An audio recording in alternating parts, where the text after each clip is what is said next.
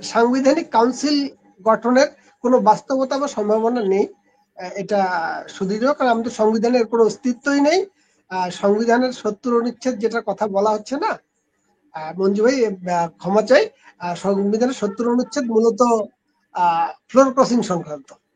পার্লামেন্টে কেউ তার দলের বিপক্ষে ভোট দিতে পারবে না, এই বিষয়ে একটা বিধান ওখানে সংযুক্ত করা আছে। এবং শুধু ভোট দেয়া নয়, কোন কোন ক্ষেত্রে ভোট দিয়েছেন বলে দলের বিরুদ্ধে ভোট ফ্লোর ক্রসিং বলে গণ্য হবে সেটাও ওখানে নির্ধারণ করা আছে। অর্থাৎ ভোটদানে বিরত থাকা পর্যন্ত আপত্তি আছে। এই ৭০ অনুচ্ছেদের জায়গাটা এটাই, ওটার এক্সটেন্ডেড ফর্ম আছে আবার পার্লামেন্টের রুলস অফ প্রসিডিওর, সংসদের যে কার্যপ্রণালী বিধি সেখানে আছে। ৭০ অনুচ্ছেদটা ডিফারেন্ট। ৭০ অনুচ্ছেদের আন্ডারে সাংবিধানিক কাউন্সিল গঠন করা যায় না, ওর কোনো বাস্তবতা নেই। ১০৬ যেটা সংবিধানের, যেটা বিচার বিভাগকে একটা বিশেষ ক্ষমতা দিয়েছে, আপনার সংবিধানের যে কোনো ক্রাইসিস পিরিয়ডে বিশেষ ব্যাখ্যা প্রদানের ক্ষমতা বিচার বিভাগকে, ওইটা উনি ঠিকই বলেছেন মঞ্জু ভাই, যে আপনার ওইটা, কিন্তু ওইটা নিয়ে আমাদের বড় সন্দেহ হচ্ছে যে বাংলাদেশের বিচার বিভাগ থেকে আদৌ এরকম কোনো মতামত নেওয়া হয়েছে কিনা, এবং কোথা থেকে এই মানে এই যে নতুন যে সরকার অন্তর্বর্তীকালীন গঠন হবে, একটা বিচার বিভাগের পরামর্শ নেওয়া হয়েছে, সেই কাগজটা খুঁজে পাওয়া যাচ্ছে না। চ্যালেঞ্জও হয়েছে অলরেডি কোর্টে, কিন্তু এই কাগজটা খুঁজে পাওয়া যাচ্ছে না। এটা এক ধরনের প্রতারণা হয়েছে বলে এটা একটা মানসিক মানুষের মনের মধ্যে সন্দেহ তৈরি হয়েছে। আমারও সন্দেহ তৈরি হয়েছে। আই ডোন্ট বিলিভ যে আদৌ, এবং এর কোনো বাস্তবতাও দেখতে পাচ্ছি না যে ওই সময় সেনাবাহিনীর নিরাপত্তা হেফাজতে যে মানুষটা প্রধান বিচারপতি বা অন্যান্য অনেক বিচারপতি, তো উনি কেমন করে এই মতামতটা দিলেন ১০৬ অনুযায়ী। এবং ১০৬-এর ধারাটা মৌখিক কোনো ব্যাপার না, কোর্ট বসিয়েই একটা রায় দিতে হয়। বিচারিক ওর একটা আছে, প্রয়োগ আছে। অর্থাৎ রায়টা সিদ্ধান্তটা বিচারিক হতে হবে, ব্যক্তিগত মত না। যে একজন আইনজীবীর ব্যক্তিগত মত বা একজন বিচারপতির ব্যক্তিগত মত না, উনি এটা অর্ডার ইস্যু করছেন। এই অর্ডার ইস্যু করার ব্যাপারটা কিভাবে ঘটলো এটা আমরা এখনো পাইনি। এখানে অনেকগুলো ফাঁকা আছে, কারণ রাষ্ট্রপতি এর আগে বলেছেন যে আমি সাবেক প্রধানমন্ত্রীর বা বর্তমান প্রধানমন্ত্রী শেখ হাসিনার আমি কোনো পদত্যাগপত্র পাইনি, এবং এইটা পাওয়ার পরেই এদের মধ্যে চাঞ্চল্যটা খুব বড় হয়ে গিয়েছিল। প্রধান বিচারপতির সরি রাষ্ট্রপতির পদত্যাগের দাবিতে এই যে বিক্ষোভ টিক্ষোভ করা, এবং প্রধান সেনাপতি যে দেশের সেনাবাহিনী প্রধান সহ এদেরকে অপসারণ করে আপনার সিপাহী জনতার বিপ্লব করে একটা বিপ্লবী সরকার গঠনের যে প্রস্তাবনা আপনার ফরাদ মজহাররা প্রকাশ্যে আনলেন, এই ব্যাপারগুলো ঘটলো তো ওই কারণেই। এবং এই কথাটা তারা নিজেরাই বারবার বলছেন যে সাংবিধানিক যে শূন্যতা দেশে চলছে, আসলে সাংবিধানিক শূন্যতা চলছে। এই যে জি, প্রধান আমি উপদেষ্টা নামক যে ব্যক্তিটি, ইনি পদত্যাগ করলে কোনো সাংবিধানিক শূন্যতা তৈরি হয় না, কারণ এটা অলরেডি একটা ভেকুয়াম জায়গায় উনি বসে আছেন। উনি একটা এই ধরনের সাংবিধানিক সিস্টেমের মধ্যেই তখন হয়তো আরেকটি সরকার গঠন হবে। সাংবিধানিক এখন প্রধান হিসেবে আমার দেশের একটাই নির্বাচিত প্রতিষ্ঠান হিসেবে রাষ্ট্রপতি টিকে আছেন, এটাই সংবিধানকে সংরক্ষণ করছে। বিচার বিভাগের পদগুলো যেভাবেই হোক আছে, যে এক ধরনের ব্যাখ্যা দেওয়ার ওখানে সুযোগ আছে, এটাই। কিন্তু সাংবিধানিক কাউন্সিল গঠনের কোন স্কোপ আমি এই মুহূর্তে দেখছি না, এবং এটা সম্ভবও না এই সরকারের মধ্য দিয়ে। ভয়টা হচ্ছে যে যেহেতু এটা নিয়ে রাজনৈতিক বিরোধ বাঁধানো গেছে, এই বিরোধের মধ্য দিয়ে, এবং জামাত যে প্রস্তাবনাটা দিয়েছে যে, এবং এনসিপি যে প্রস্তাবনাটা দিয়েছে, তাহলে গণভোট হোক। এই গণভোট বারবার করতে যাওয়া, স্থানীয় সরকার নির্বাচন হোক, মানে জাতীয় নির্বাচনকে পাশ কাটিয়ে এই যে নির্বাচন করার মধ্য দিয়ে নিজেদের ক্ষমতাকে প্রলম্বিত করার যে চেষ্টা, ওইটা হয়। কারণ এই সরকারের বাস্তবতায় কোনো সাংবিধানিক ভিত্তি নেই যে এইটা দিয়ে আবার আরেকটা এনসিপি করবে। এটাতে তাদের কোনো বেনিফিটও আমি দেখি না। বিরোধটা জিইয়ে রেখে একটা পরিস্থিতি তৈরি করে এটা করা যায়। জি, মঞ্জুরুল হক, আমরা জানি যে এনসিপি এবং জামাত এই সাংবিধানিক কাউন্সিলকে স্বাগত জানিয়েছে, তারা এটার পক্ষে। বিএনপি একটু গড়িমসি করেছে, তারা নাকচ করেছে। কোন রাজনৈতিক সরকার কি এটা মানতে পারে? তার আগে আমি কয়েকটা প্রশ্ন করি, আমি উত্তর দিই, আপনিও উত্তর দিতে পারেন। ধরুন যে এটি একটি অসাংবিধানিক সরকার, কোনো সন্দেহ নেই এতে, এবং যে বিষয়টি দিয়ে তারা মানে সংবিধান সম্মত বলতে চাচ্ছে সেই বিষয়টি ধোঁয়াশা। ১০৬ ধারা, প্রধান বিচারপতির স্বাক্ষর, এই বিষয়টি ধোঁয়াশা। কিন্তু আমরা দেখতে পাচ্ছি কোনটা?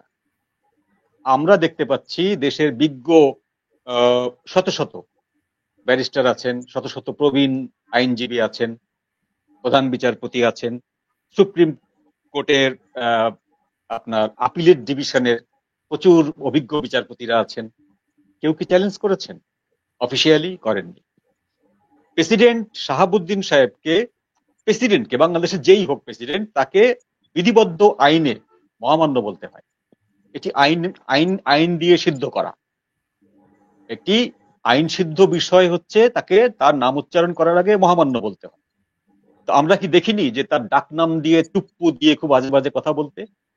দেখেছি, শুনেছি, এর অজস্র ভিডিও আছে, ভাইরাল ভিডিও আছে এগুলো, যে চুপ্পুকে ঘাট ধরে বের করতে হবে, হ্যাঁ, কোট আনকোট। তো এই কথাগুলো বলার পরে রাষ্ট্রপতি, মহামান্য রাষ্ট্রপতি কি তার ক্ষমতা বলে কোনো কিছু করেছেন? করেননি। তাহলে সুশীল সমাজ, দেশের বিদ্বৎ সমাজ, দেশের আইনজীবী সমাজ, দেশের বিবেক বলে পরিচিত সমাজ, তারা সকলেই জানছেন যে এই সরকারটি একটি খোঁড়া যুক্তির উপরে দাঁড়িয়ে আছে, একটি ধোঁয়াশাপূর্ণ, একটি মিথ্যাচার বা একটি চাপিয়ে দেওয়া বা একটি সেলফ মেড সিস্টেমের উপর দাঁড়িয়ে আছে, যার কোনো সাংবিধানিক ভিত্তি নেই। কিন্তু আজ পর্যন্ত আমি ইন্টারফেয়ার করছি একটু, আপনার এখানে আপনি থামেন, এখানে একটা পজ দেন, পরের কথাটি আপনি বললেন। হ্যাঁ, কিন্তু এই যে আপনি যেই মানে আইনজ্ঞদের কথা বলছেন, যে সিভিল সোসাইটির কথা বলছেন, যে অভিজ্ঞ মানুষের কথা বলছেন, আপনার কি মনে হয় না এই সরকার এসেই প্রথমেই তাদের মুখ বন্ধ করে দেওয়া হয়েছে? এই সরকার এসেই তাদেরকে নানানভাবে উৎখাত করেছে। এই যে বাংলাদেশে কোনোদিনও যা ঘটেনি, এই বিচার বিভাগ থেকে সবাইকে টেনে হিচড়ে নামানো হয়েছে, শিক্ষকদেরকে নামিয়ে দেওয়া হয়েছে, আপনার বিশ্ববিদ্যালয়গুলোকে খালি করে দেওয়া হয়েছে, তারা তো প্রথম গণমাধ্যমগুলোকে দখল করা হয়েছে, তারা তো প্রথমে এসেই যে কাজটা করেছে, যেসব জায়গাগুলো থেকে এই কথাগুলো বলবে তাদের কণ্ঠরোধ করেছে, তাদেরকে চেপে ধরেছে, তাদেরকে ফ্যাসিস্টের দোষর আখ্যায়িত করে তাদেরকে হয় হত্যা মামলা দিয়ে রেখেছে, অথবা তাদের এমন ভীতিকর একটা পরিবেশ সৃষ্টি করেছে যাতে তারা কথা বলতে না পারে। আর বাকিদেরকে, যারা স্ব অবস্থানে ছিলেন, তাদেরকে তো পদত্যাগ করতে বাধ্য করেছেন। তাহলে আপনি তাদের কথা বলেন কেমন করে? কে কথা বলবে? কথা বলতে তো কেউ নাই। Very fine. যদি তাই হয় তাহলে আমাদের এইসব টক শো, এইসব আলোচনা সবই বৃথা। কারণটা হচ্ছে যে বাঘের পিঠে সাওয়ার হয়েছি, বাঘ যেখানে নিয়ে আমাদের থামাবে আমাদেরকে সেখানে নেমে যেতে হবে। আমার ব্যথা লাগছে বা আমি উঠতে পারছি না, এই জায়গাটা আর বলার কিছু সুযোগ নেই। আমি বলছি এই জন্য যে মানুষকে, সবাইকে নিয়ন্ত্রণ করা হচ্ছে, মিডিয়া নিয়ন্ত্রণ করা হচ্ছে। আপনি যা যা বললেন, রিপিট করছি না, আপনি যা যা বললেন সবকিছু নিয়ন্ত্রণ করা হচ্ছে। তারপরেও যদি কেউ কথা বলতে না পারে তাহলে কথা বলার প্রসঙ্গটাই তো উঠবে না। তাহলে প্রফেসর ইউনূস বৈধ কি অবৈধ এই প্রশ্নটাই তো ওঠে না। আমি তো প্রশ্ন করার অধিকার রাখি না। তাহলে আপনিও রাখেন না, আমিও রাখি না, লোকদাও রাখেন না, কেউ রাখেন না। কারণ আমাদের যেহেতু আইনজ্ঞরা কথা বলতে পারছেন না, আমাদের ব্যারিস্টাররা কথা বলতে পারছেন না, আমাদের বিচারপতিরা কথা বলতে পারছেন না, আমাদের প্রেসিডেন্ট তার ক্ষমতা প্রয়োগ করতে পারছেন না, আমাদের প্রধান সেনাপতি তার ক্ষমতা প্রয়োগ করতে পারছেন না। তাই যদি ঘটে তাহলে আমাদের সবার সবকিছু মেনে নিতে হবে। ইউনূস এন্ড গং যেটা করছে বা এই ইন্টারিম গভর্নমেন্ট যেটা করছে সবকিছু মেনে নিয়ে বাসায় বসে থাকতে হবে। নো টক, নো প্রতিবাদ, সবকিছু মেনে নিতে হবে। এই যদি হয়, তা নয়, মানুষ তো ভয়কে আমি কথাটা কি জন্য বলছি? আমি কথাটা এই জন্য বলছি যে যেমন পুলকদা বলছেন যে এটা করতে পারে না। আমরা আমাদের 10 মাসের অভিজ্ঞতায় দেখছি যে জিনিসটি সাধারণত কেউ পারে না, বেআইনি হয়, সেই জিনিসটি এরা করে দেখাচ্ছে। বেআইনি ভাবে করে আইনি তকমা দিচ্ছেন। প্রথমে করছেন, করার পরে এটাকে আইনি তকমা দিচ্ছেন। মব জাস্টিস করতে দেওয়া হবে না, এই কথাটি সেনাবাহিনী কতবার বলেছে? বহুবার।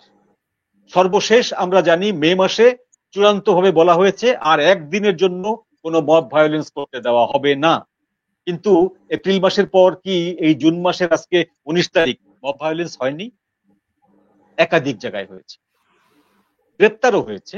আগের মতো একদম ছাড়া পায়নি, গ্রেপ্তার হয়েছে, কিন্তু মব ভায়োলেন্স তো হচ্ছে। কে ঠেকাতে পারছে? আজকে সেনাবাহিনীর সমস্যাটা কোন জায়গায়?